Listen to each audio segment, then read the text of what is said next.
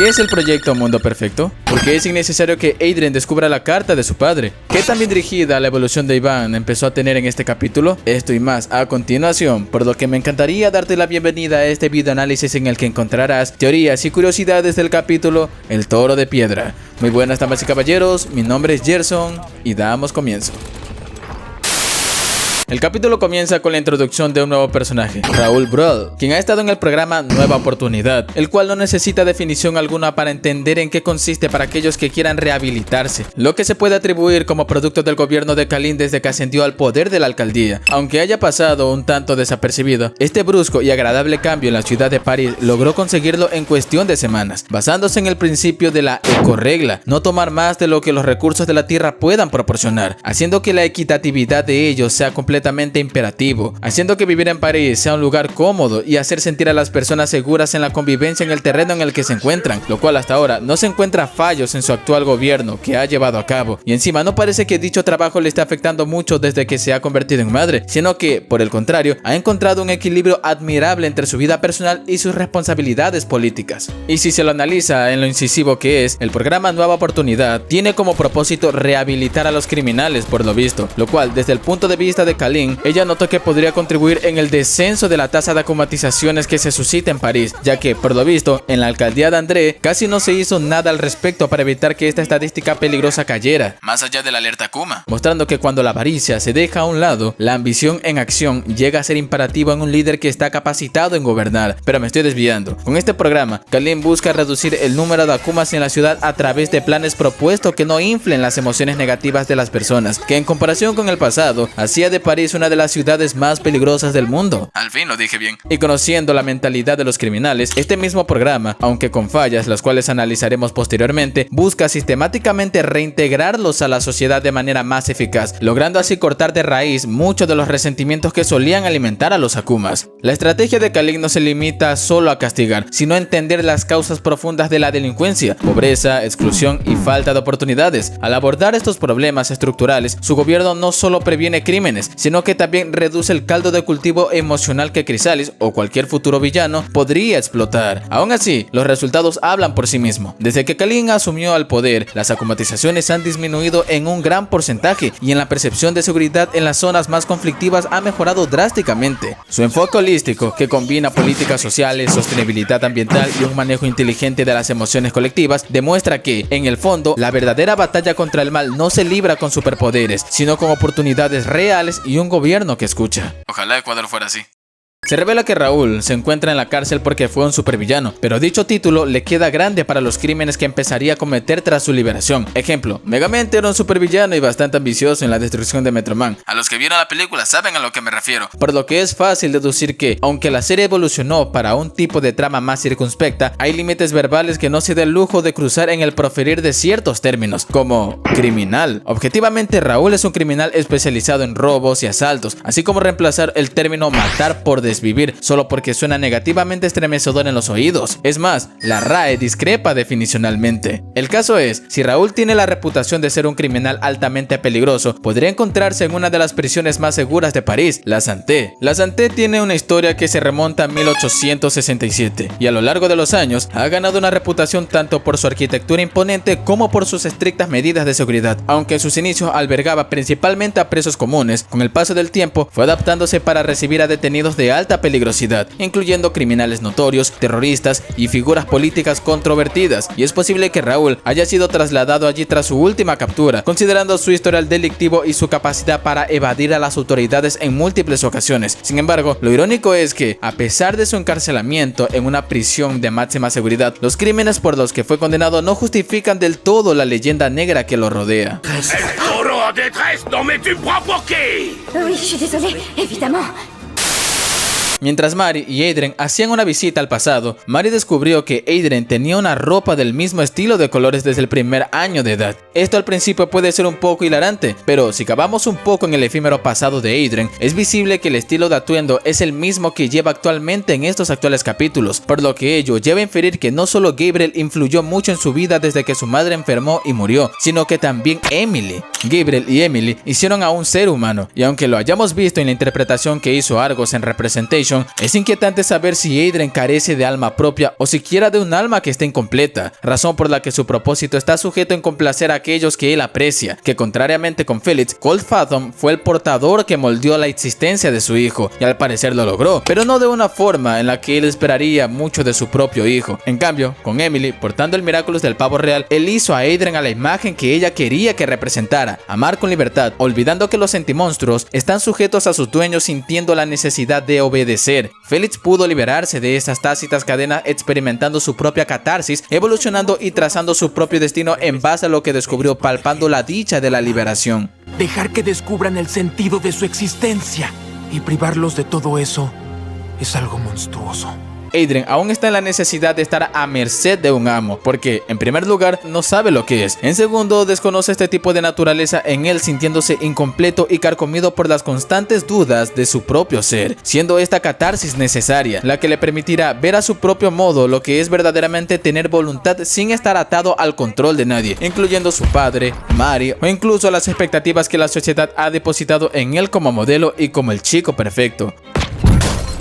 La revelación de que Adrien podría ser, en esencia, un sentimonstruo, o al menos una creación influenciada por los poderes del Miraculous del pavo real, abre un abismo de preguntas existenciales. ¿Sus sueños de libertad y normalidad son suyos o son un eco de los deseos de Emily? Peor aún, si Adrien no es completamente humano, ¿puede siquiera considerarse una persona o es solo una marioneta sofisticada, incapaz de romper sus ataduras emocionales sin intervención externa? Felix logró su liberación al enfrentar la verdad de su origen y rechazar el control de Colt, pero Adrien sigue atrapado en una niebla de ignorancia y dependencia. Su necesidad de agradar, su obediencia casi instintiva y su terror al conflicto no solo son rasgos de personalidad, son síntomas de una naturaleza artificial que nunca ha cuestionado. Incluso sus rebeliones, como cuando desafió a Gabriel para proteger a Mari y fracasó, podrían estar condicionadas por la programación de Emily. Ama con libertad, pero dentro de los límites de lo que ella consideraba aceptable.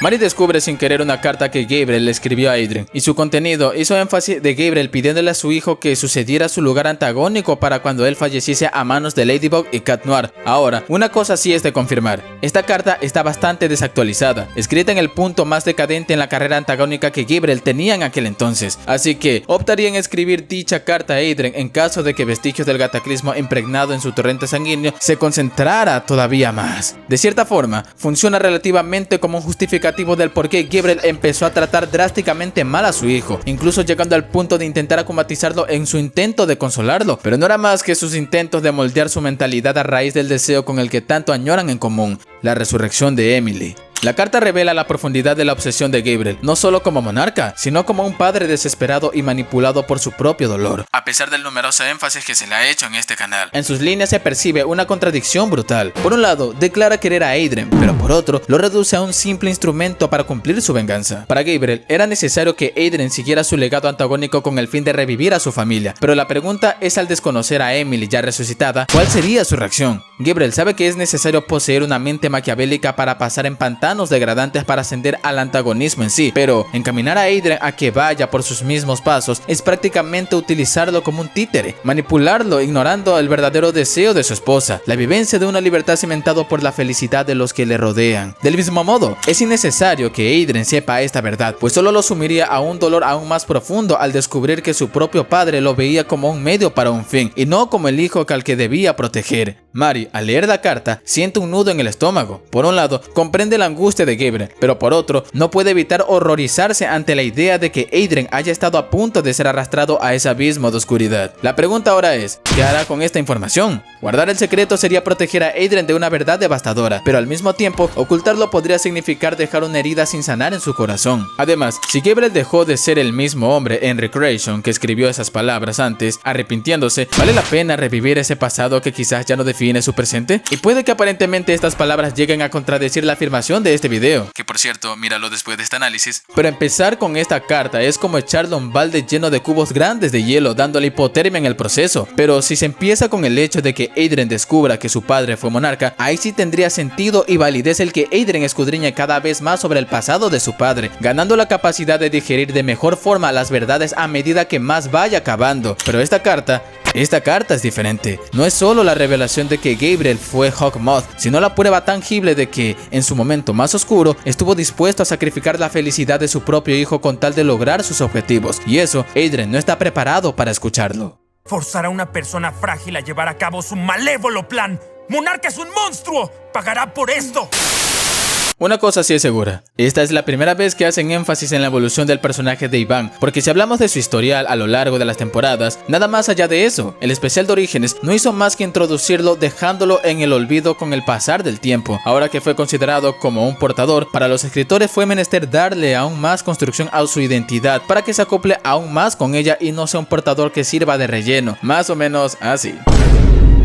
Ahora, respondiendo a la duda, ¿cómo es el crecimiento del niño cuando su padre es un criminal convicto? El crecimiento de un niño cuyo padre es un criminal convicto puede verse afectado de múltiples maneras, tanto a nivel emocional como social y psicológico. Diversos estudios han mostrado que estos niños tienden a enfrentar mayores riesgos de problemas de comportamiento, dificultades escolares y alteraciones emocionales. A ver, un estudio de Murray y Farrington en 2008 encontró que los hijos de los padres encarcelados tienen un riesgo significativamente mayor de desarrollar conductas delictivas en su adolescencia y adultez temprana, en comparación con niños cuyos padres no han estado en prisión. Esta influencia se debe tanto a factores genéticos como ambientales, la exposición a entornos de alta tensión, la falta de apoyo emocional estable y el estigma social que contribuyen a que el niño vea afectado su desarrollo. Además, investigaciones como las de Geller en 2009 señalan que la separación forzada de un padre por encarcelamiento puede ser una experiencia traumática comparable a la pérdida de un ser querido. Esta ruptura familiar no solo genera ansiedad y depresión, sino que también puede interrumpir el apego seguro que el niño necesita para desarrollarse emocionalmente de manera saludable. A largo plazo, los efectos pueden incluir baja autoestima, dificultades para formar relaciones de confianza y una mayor tendencia a replicar patrones de violencia o delincuencia. Obviamente hay excepciones, ya que estudios como los de Wildman y Western en 2010 indican que factores de protección como el apoyo de otros miembros familiares, intervenciones comunitarias y programas de acompañamiento psicológico pueden moderar los efectos adversos. La resiliencia individual del niño, combinada con las redes de apoyo positivas, puede permitirle superar las dificultades y desarrollarse de manera estable, incluso en un contexto inicial desfavorable. En el caso de Ivan Brill, fue criado principalmente por su abuela, ya que su padre fue un criminal de por medio. Esta dinámica encaja con lo que los estudios señalan sobre los factores de protección en el desarrollo infantil. La presencia de una figura estable y afectuosa, como su abuela, podría haber mitigado muchos de los riesgos emocionales asociados al encarcelamiento del padre. A pesar de ese apoyo, Ivan es retratado como un niño sensible, de emociones intensas y a veces de reacciones impulsivas. Esto se podría extrapolar a los hallazgos de Geller en 2009, quienes señalaron que la ausencia parental vinculada a un crimen puede provocar sentimientos de inseguridad y emociones difíciles de gestionar. El hecho de que Ivan a veces se sienta excluido o sea más vulnerable a la acumatización y Miraculous podría interpretarse como una representación simbólica de la lucha interna entre su deseo de aceptación social y la carga emocional inconsciente de su historial familiar. Hubiera sido gustoso que incidieran más en su pasado para evidenciar el grado de resiliencia que ha tenido que cargar en el tiempo de presencia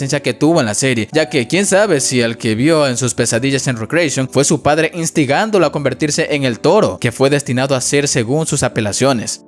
Ahora, basándonos en la descripción de Raúl Brill como un padre iracundo, reacio al cambio, necio, con conductas de masculinidad tóxica, tendencias criminales y una filosofía machista, podemos inferir que su estilo de paternidad encajaría en lo que la psicología define como paternidad autoritaria negativa o incluso paternidad antisocial. Según Baumrind, cita: un estilo de crianza autoritario se caracteriza por su alta exigencia y bajo nivel de respuesta emocional. En estos casos, los padres imponen reglas estrictas, castigos severos y rara vez muestran afecto o comprensión hacia sus hijos. Cuando a esto se le suma una personalidad antisocial, como la criminalidad y el machismo agresivo de Raúl, se eleva el riesgo de que el niño crezca bajo el entorno de miedo, frustración y baja autoestima. Estudios como el de Patterson, Ray y Dishon en 1992 profundizan en cómo los patrones de crianza coercitivos, especialmente cuando se combinan con conductas criminales, favorecen el desarrollo de problemas de comportamiento en los hijos, como agresividad, dificultades escolares y desconfianza social. La masculinidad tóxica que probablemente predicaba Raúl, una masculinidad basada en la dominación, la represión emocional y la violencia, encaja también en las preocupaciones de estudios como el de Mahalik, que analizaron cómo las normas masculinas tradicionales rígidas están asociadas con la violencia interpersonal, el abuso emocional en las relaciones familiares y la resistencia a buscar ayuda psicológica. Para Yvonne Bruhl, crecer bajo un padre como Raúl habría significado enfrentarse a presiones intensas para cumplir un modelo de dureza emocional y física, aun si naturalmente él no encajaba en estos estándares. Es decir, podría haber vivido un conflicto interno entre su personalidad sensible y el mandato cultural impuesto por su padre. Afortunadamente, el distanciamiento podría haberle permitido escapar parcialmente de esta reproducción de patrones tóxicos, como sugieren investigaciones sobre resiliencia infantil en contextos de adversidad familiar. La idea de akumatizar criminales parecía un tanto atractiva, una en la que yo estuve incluso de acuerdo con ello, pero no dimensioné lo suficiente lo realmente que implicaba akumatizar a uno, y Chrysalis lo evidencia en su intento de manipularlo,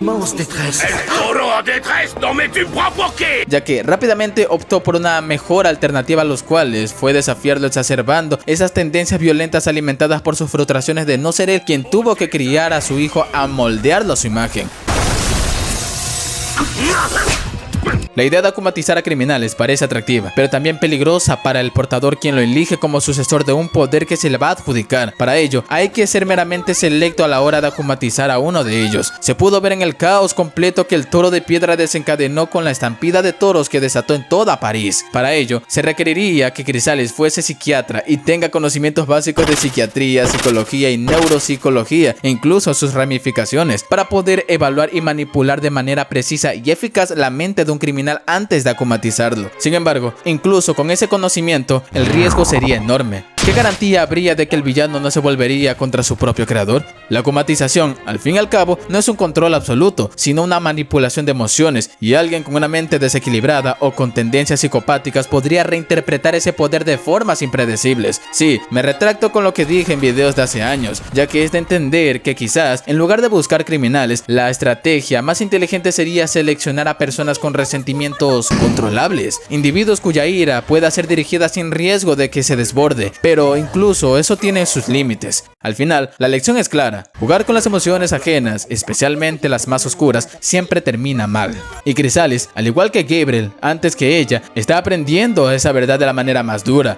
Por otra parte, la imagen de los Ultra Akuma se ve un tanto opacadas por las estructuras de los capítulos al centrarse más en su trama, pero no es necesario verlo de ese modo. Si retrocedemos en las primeras temporadas, podemos observar el patrón de ataque de Ladybug y Cat Noir, centrado más en la resiliencia, estrategia y perseverancia pura. Todo esto a lo largo de las 5 temporadas. Ya sería al final de la última, la cual Ladybug y Cat Noir empezaron a tener sus aumentos en sus poderes, permitiéndoles rivalizar con seres akumatizados que antes los superaban con creces, por lo que de cierta forma la brecha de poderes parece estar parejos. La diferencia está en que un bando usa el cerebro mientras que el otro no, pero no significa que los Ultra Akumas sean menos peligrosos. Al contrario, su verdadera amenaza no radica solo en su poder bruto, sino en cómo su existencia obliga a Ladybug y Cat Noir a evolucionar. ¿Por qué entonces parece que los Ultra Akumas están opacados? Porque la serie ha cambiado su enfoque. Antes, cada derrota de un akumatizado era una lección sobre perseverancia. Ahora, los Ultra Akumas representan un peligro más complejo. Ya no se trata solo de vencer al villano de la semana, sino de enfrentar amenazas que retan la moral, la confianza y la evolución emocional de los héroes. Por ejemplo, cuando Ladybug y Cat Noir luchan contra un Ultra Akuma, no solo están combatiendo un monstruo poderoso, sino también las consecuencias de un poder corrompido en su máxima expresión. La brecha no está en la fuerza, sino en la mentalidad. Mientras los héroes se fortalecen mediante la inteligencia y el crecimiento personal, los villanos siguen atrapados en su propia destrucción. En esencia, los Ultra Akumas no son un retroceso, sino el siguiente paso. Son la prueba de que, aunque Ladybug y Cat Noir hayan alcanzado nuevos niveles de poder, el verdadero desafío sigue siendo el mismo: vencer sin perder su humanidad.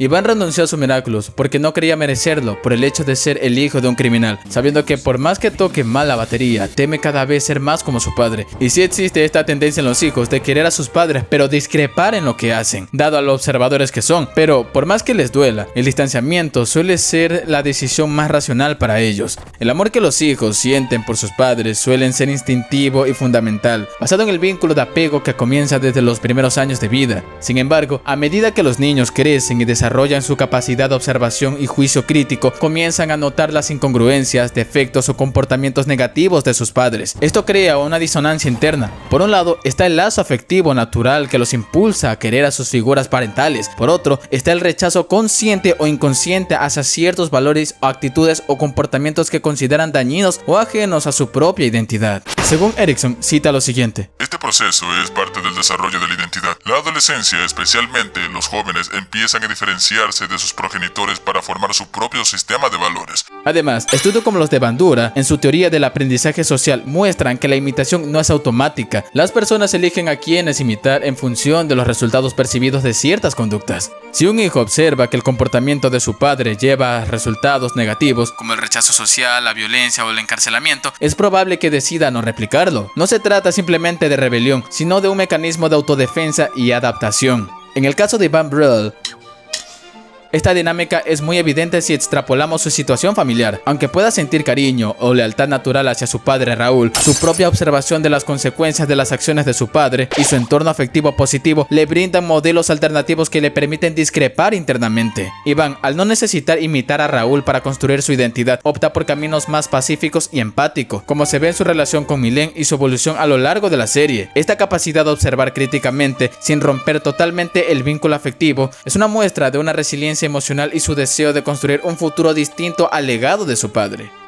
Aquí surge un sutil dilema que se ha debatido por tanto en esta escena, por muy desapercibida que pase, y es el de victimizar a los criminales. Las intenciones de Raúl en su acumatización es producto de su renuencia al cambio a pesar de meterlo en unas instalaciones que lo incentiven a cambiar de mentalidad y tomar una senda diferente en la vida, pero de cierta forma expone las deficiencias del que el programa padece en encaminar, lo que pone en evidencia que el criminal debe ganarse pírricamente su redención y absolución. Si lo hablamos desde un punto de vista que subvirtió esta debatible problemática, citemos a Bukele por momentos. En sus discursos y políticas, Bukele suele presentar a los criminales como individuos que han renunciado a cualquier posibilidad de redención mediante su elección continua de la violencia. Su enfoque es eminentemente pragmático: proteger a la población honrada a cualquier costo, incluso si eso implica medidas muy duras, como arrestos masivos, restricciones a los derechos en prisiones y las construcciones de enormes centros penitenciarios. Para Bukele, los derechos humanos de los criminales no pueden estar por encima de los derechos de las víctimas y de la ciudadanía trabajadora. Además, su retórica sugiere que no confía en métodos tradicionales de rehabilitación para estos criminales, sobre todo para aquellos que han cometido actos de extrema violencia. El que Ladybug defienda a un criminal desconociendo su pasado completamente es algo inaudito, considerando bastante que Chrysalis debe considerar que no se encuentra capacitada para acumatizar criminales. El programa Nueva Oportunidad debe estar encauzado en víctimas que fueron acumatizadas y tengan un mejor control de las emociones. Kalin es un ejemplo de cómo ha mejorado en su control emocional cuando un Akuma trató de doblegarla. Ahora, con la pregunta, ¿es justo darle una segunda oportunidad a alguien como Raúl?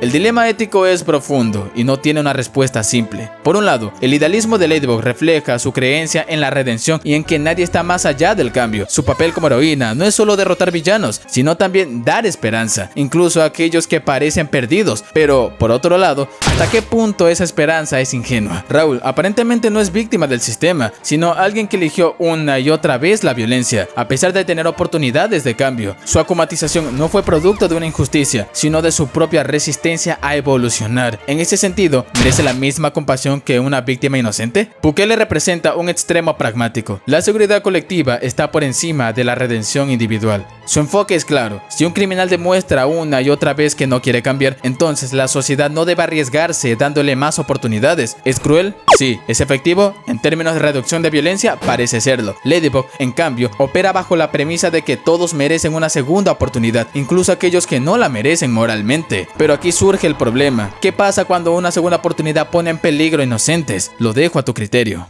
C'était un super vilain, mais il participe au programme Nouvelle Chance. Est-ce que je me trompe?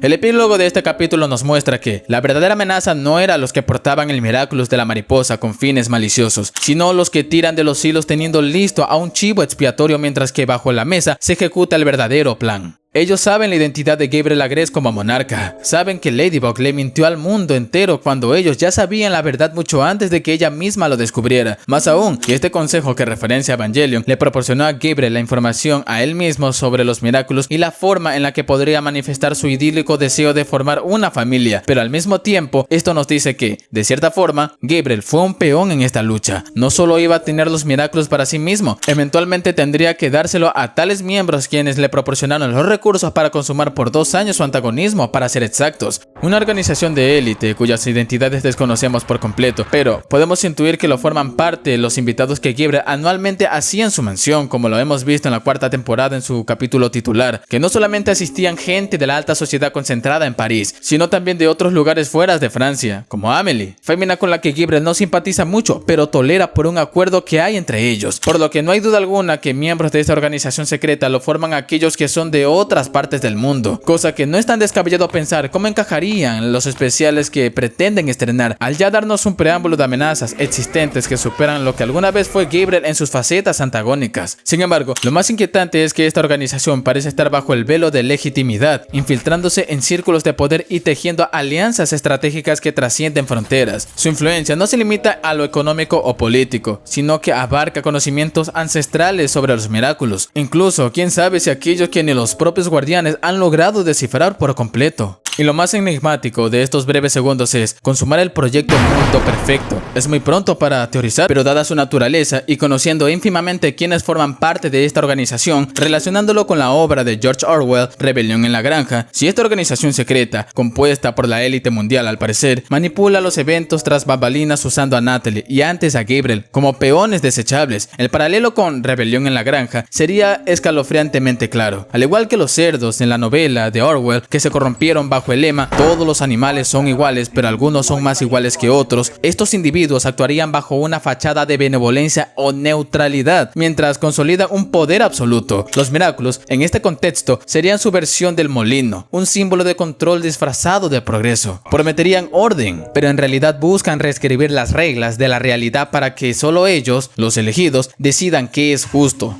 Natalie, como Butzer, el caballo leal, habría sido usada hasta el agotamiento, quien pretérитamente creyó en una causa que solo servía para apuntalar a quienes ya estaban en la cima. La traición a Ladybug encajaría en el ciclo orwelliano de revoluciones fallidas. Ella derrotó a Gabriel, pensando que liberaba a París, pero solo removió a un títere para que los verdaderos amos, los cerdos en la sombra, avanzaran su agenda. Incluso su mentira sobre la identidad de monarca reflejaría la distorsión de la verdad que Orwell critica. El que controla el pasado, controla el futuro. El que controla el presente, controla el pasado. Si esta élite ya conocía la verdad antes que ella, entonces Ladybug no es una heroína, sino otra pieza en su teatro de ilusiones. Esta presencia antagónica nos dice que evidentemente que Chrysalis no es la única que está tras los Miraculous, sino aquellos que sin la necesidad de poseer un Miraculous poseen influencias poderosas que superan incluso a la de los propios héroes. El epílogo no solo cierra un capítulo, sino abre un abismo de preguntas. Si la mentira de Ladybug fue descubierta desde el principio, ¿qué más saben estos individuos?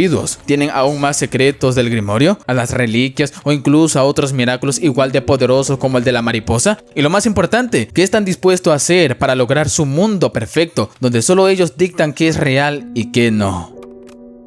Bueno, soy Gerson y nos vemos en la próxima. Dios los bendiga. Debate serio. ¿Crees que Natalie sería realmente capaz de traicionar a Ladybug, aquella que evitó que la locura de Gabriel se ilustrara en su deseo? Lo dejaré a tu criterio.